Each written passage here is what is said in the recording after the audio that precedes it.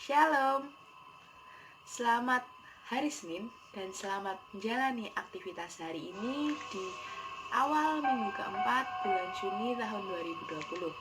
Pada kesempatan Umat Menyapa hari ini, saya, Kartika Koni, mau sedikit sharing saja tentang pengalaman saya terkait dengan dampak pandemi COVID-19 yang sedikit menghambat aktivitas kelas saya. Saya adalah siswa kelas 12 yang tahun ini sudah lulus. Kelas 12 atau kelas 3 SMA ini biasanya identik dengan kesibukan untuk mempersiapkan ujian, baik itu ujian sekolah, ujian praktik, ujian nasional, maupun ujian masuk perguruan tinggi. Sejak November, saya sudah kembali mereview materi dan mencatat ulang. Tak hanya itu, saya juga mengerjakan latihan-latihan soal. Pada bulan Januari kemarin, kembali disibukkan lagi dengan adanya tambahan jam pelajaran yang dimulai pukul 6 pagi. Dan juga sudah mulai ada ujian praktik, simulasi ujian nasional, dan sedikit materi-materi baru yang disampaikan oleh guru. Pada bulan Februari sudah dilaksanakan ujian akhir semester, yaitu ujian tertulis terakhir yang dilaksanakan di sekolah. Pada bulan Maret itu sudah ada ujian sekolah dan ujian nasional. Pertengahan Maret itu dilaksanakan ujian sekolah. Pada bulan Maret juga ternyata pandemi COVID-19 sudah mulai menyebar di Indonesia, sehingga setelah seminggu ujian sekolah saya dilaksanakan, pemerintah Surakarta mengimbau kepada sekolah-sekolah untuk meliburkan siswanya dan mengarantina diri di rumah. Artinya ujian sekolah saya harus dilanjutkan secara online. Setelah itu seminggu kemudian seharusnya dilaksanakan ujian nasional, tetapi ternyata H-4 pelaksanaan ujian nasional, pemerintah Indonesia terkhusus Kementerian Pendidikan dan Kebudayaan mengumumkan bahwa ujian nasional tahun 2020 ditiadakan baik untuk SMA, SMK, SMP, hingga SD. Sejak saat itu saya berpikir, berarti saya harus mempersiapkan diri lebih lagi untuk ujian perguruan tinggi. Ujian perguruan tinggi seharusnya dilaksanakan pada bulan April yang lalu. Tetapi H-7 pendaftaran ternyata panitia juga mengumumkan bahwa ujian perguruan tinggi akan diundur sampai batas waktu yang belum ditentukan. Berarti persiapan saya bisa lebih matang.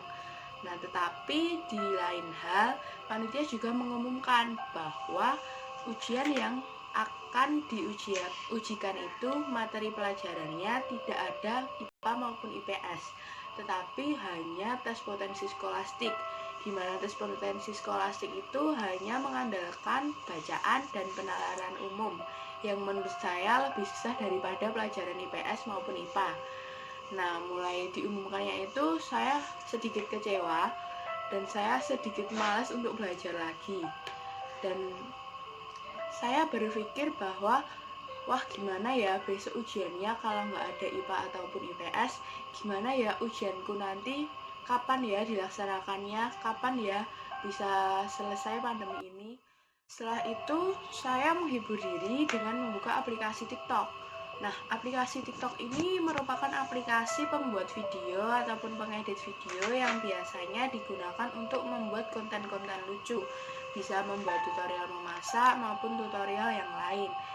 Tetapi ternyata di halaman depan aplikasi saya itu malah disajikan sebuah video renungan yang disampaikan oleh pendeta di salah satu gereja di Indonesia. Pendeta itu menyebutkan bahwa Tuhan mengatakan jangan takut di Alkitab lebih dari 365 kali, baik itu disampaikan oleh Tuhan langsung maupun oleh malaikat dan para muridnya. Berarti secara tidak langsung juga Tuhan mengingatkan kepada saya bahwa setiap harinya di 1 tahun itu Tuhan berkata jangan takut. Dan Tuhan juga mengatakan takutlah hanya kepada Tuhan saja. Nah, dari video itu saya merasa dikuatkan. Karena apa? Karena sebelum saya membuka aplikasi TikTok, saya tadi bilang bahwa saya takut ke depannya gimana. Saya takut bahwa pandemi ini kapan selesainya. Nah, mungkin ada dari beberapa Bapak Ibu maupun saudara sekasih di sini ada yang sama seperti saya, takut buat hari esok, takut buat mungkin ekonomi ke depannya bagaimana, takut buat menjalani hari-hari baru lagi, takut untuk masa depan seperti apa. Dalam Ulangan 31 ayat 6, Tuhan juga mengatakan, kuatkanlah dan teguhkanlah hatimu, janganlah takut dan jangan gemetar karena mereka. Sebab Tuhan Allahmu dialah yang berjalan menyertai engkau. Ia tidak akan membiarkan engkau dan tidak akan meninggalkan engkau. Nah, dari ayat ini kembali diingatkan lagi bahwa Tuhan yang memegang kendali buat perjalanan hidup kita selanjutnya. Selain itu, di dalam 1 Petrus 5 ayat yang ke-7, Tuhan bersabda, serahkanlah segala kekhawatiranmu kepadanya sebab ia yang memelihara kamu. Buat apapun masalah dan pergumulan kita saat ini, kita harus menyerahkannya semua kepada Tuhan.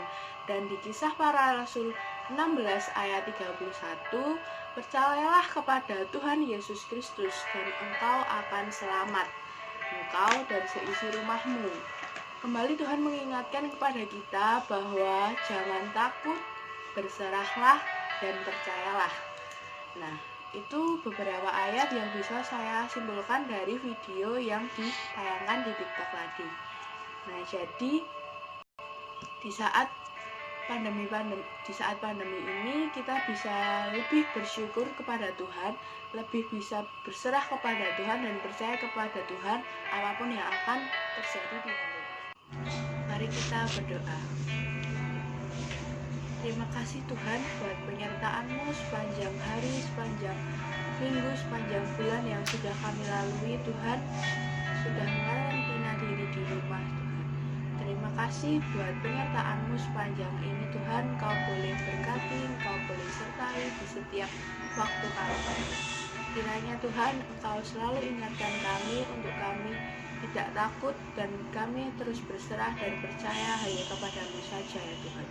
Terima kasih Tuhan untuk penyertaan-Mu Tuhan. Kami mau menyerahkan hidup kami hanya ke dalam tangan-Mu. Terima kasih Tuhan. Selamat melanjutkan aktivitas berikutnya. Dan jangan lupa Tuhan selalu berkata, jangan takut, berserah dan percayalah hanya kepada Tuhan. Tuhan Yesus memberkati.